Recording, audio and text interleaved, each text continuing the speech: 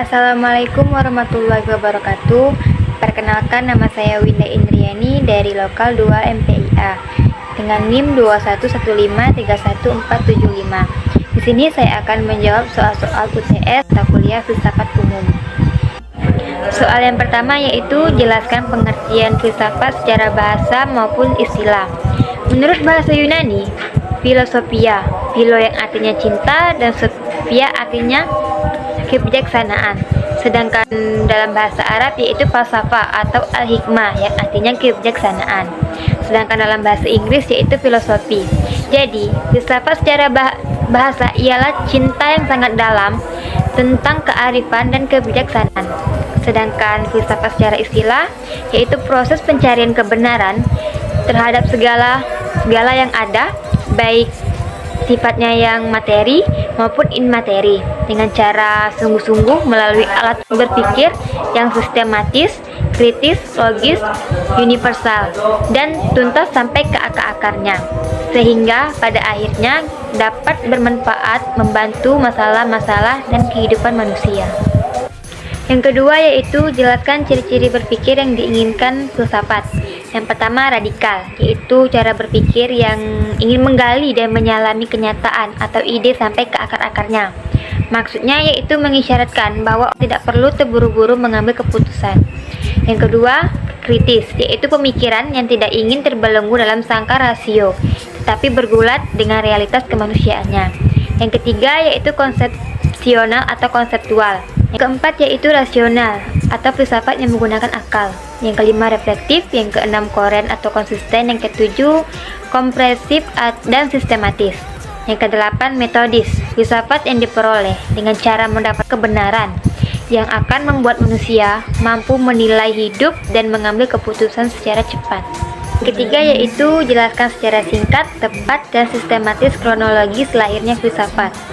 Kelahiran pemikiran filsafat diawali pada abad ke-6 sebelum Masehi, yang ditandai oleh mite-mite dan dongeng-dongeng yang selama ini menjadi pembenaran setiap gejala alam. Filsafat Yunani telah berhasil mematahkan berbagai mitos tentang kejadian dan asal-usul alam semestanya. Dan itu berarti dimulainya tahap rasionalisasi pemikiran manusia tentang alam semesta. Cara berpikir ini berlangsung sampai abad ke-6. Sedangkan sejak abad ke-6 sebelum Masehi, orang mulai mencari jawaban rasional tentang asal-usul periode filsafat alam semesta. Periode Yunani kuno ini lazim disebut periode filsafat alam. Dikatakan demikian karena pada periode ini muncul para ahli alam di mana arah dan perhatian pemikirannya kepada apa yang diamati sekitarnya. Mereka membuat pertanyaan-pertanyaan tentang gejala alam yang bersifat filsafati atau berdasarkan akal pikir dan tidak berdasarkan mitos belaka. Mereka mencari asas yang pertama dari alam semesta yang sifatnya mutlak, yang berada di belakang segala sesuatu yang serba berubah. Keempat yaitu jelaskan apa saja dampak dan kontribusi yang telah diberikan oleh filsafat sejak filsafat lahir dan berkembang sampai saat ini. Dampaknya yaitu filsafat membantu kita memahami bahwa sesuatu selalu tidak tampak seperti apa adanya, dan filsafat membantu kita mengerti dunia di sekitarnya.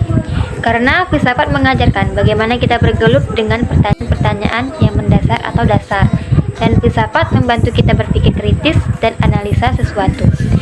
Lalu kontribusi filsafat bagi ilmu pengetahuan sangat penting perannya dalam penalaran manusia guna untuk membangun ilmu pengetahuan, sebab filsafat akan mengkaji seluas mungkin semua tentang hakikat ilmu.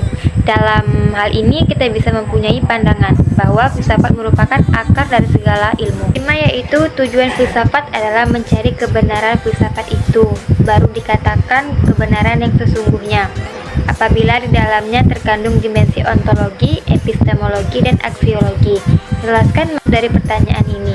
Pertama yaitu ontologi, yaitu berasal dari bahasa Yunani, terdiri dari dua kata yaitu ontos dan juga logos, yang artinya sesuatu yang berwujud dan logos artinya ilmu-ilmu. Ontologi yaitu ilmu yang membahas sesuatu yang telah ada baik secara jasmani maupun rohani.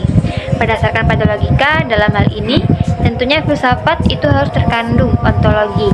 Ini membicarakan tentang hakikat benda yang bertugas untuk memberikan jawaban atas pertanyaan apa sebenarnya realita benda itu dan apakah sesuai dengan wujud penampakannya atau tidak. Yang kedua yaitu epistemologi, berasal dari bahasa Yunani kuno. Terdapat dua kata yaitu epistem dan logos. Epistem yang artinya pengetahuan dan logos artinya yaitu teori atau ilmu. Jadi epistemologi ialah cabang filsafat berkaitan dengan hakikat dan ruang lingkup pengetahuan tentang asal-usul, struktur, serta metode keabsahannya.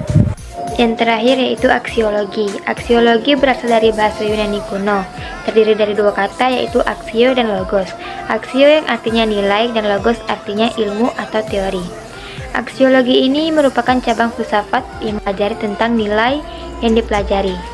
Hanya itu yang dapat saya sampaikan. Saya akhiri. Wassalamualaikum warahmatullahi wabarakatuh.